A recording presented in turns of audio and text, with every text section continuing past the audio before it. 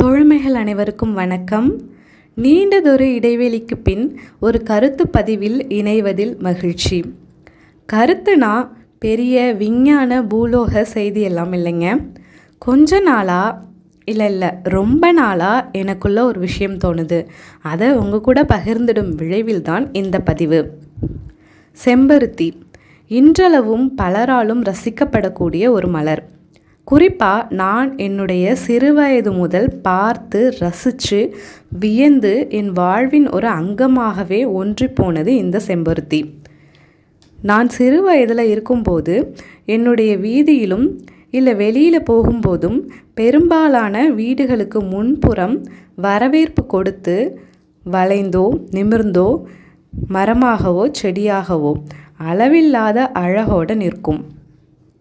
ஒற்றை சிவப்பு செம்பருத்தியோ இல்லை அடுக்கு செம்பருத்தியோ இரண்டுமே மிகுதியான அழகோடு இருக்கும். இதோட பயன்களும் ஏராளம். இதன் இலைகளை அரைத்து தலைக்கு தேய்த்து குளிக்கலாம். இலைகளை அரைத்து உலர்த்தி தேங்காய் எண்ணெயில் போட்டும் பயன்படுத்தலாம். இதன் பூக்களோ உடலுக்கு மிக மிக நல்லது. இதய நோய்களை கூட குணமாக்க உதவுது. இன்றளவும் நிறைய பேர் இந்த ஒற்றை சிவப்பு செம்பருத்தி பூக்களை பறித்து சாப்பிட்றத நான் பார்த்துருக்கேன். இதன் பூக்களை உலர்த்தி தேநீர் தயாரிச்சும் பருகலாம். நம்ம உடலுக்கு மிகுந்த நன்மை அளிக்கக்கூடியது. சரி, இதெல்லாம் தான் எங்களுக்கு தெரியுமே, இப்போ எதுக்கு இதெல்லாம் சொல்கிறேன்னு சிலர் நினைக்கலாம். சொல்கிறேன். சமீபத்தில் நான் அதிகமாக பார்க்குறது வீட்டின் முன்புறம் பலரும் அரளி வகை செடிகளை தான் வளர்த்துட்ருக்காங்க. இதில் எனக்கு எந்த பிரச்சனையும் இல்லை. ஆனாலும் சின்னதாக வருத்தம் தான்.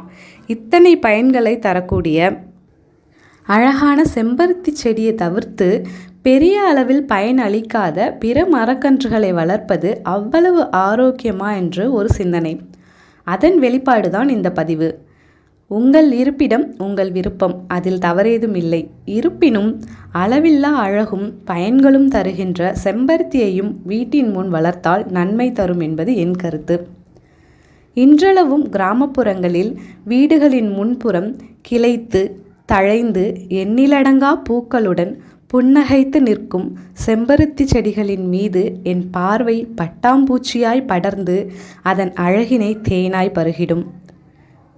புதிய மலர் மரங்கள் குடிபுகும் வேளையில் அழகும் பயனும் மிகுந்த செம்பருத்தியும் நிலைத்தால் நெகிழ்வேன். இந்த பதிவு ஏதேனும் ஒருவருக்கு பயனுள்ளதாக இருந்தாலும் மகிழ்ச்சி. மீண்டும் நல்லதொரு பதிவில் இணைகிறேன்.